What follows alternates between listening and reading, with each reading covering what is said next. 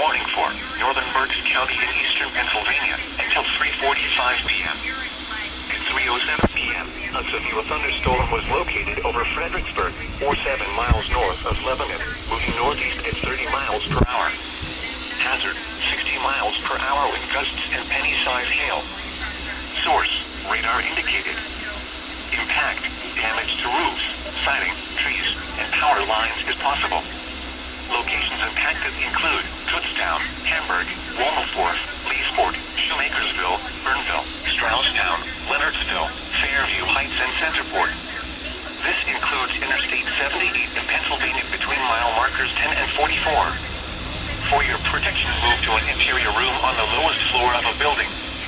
Repeating, a severe thunderstorm warning has been issued until 3:45 p.m. for the following county: Berks, Pennsylvania,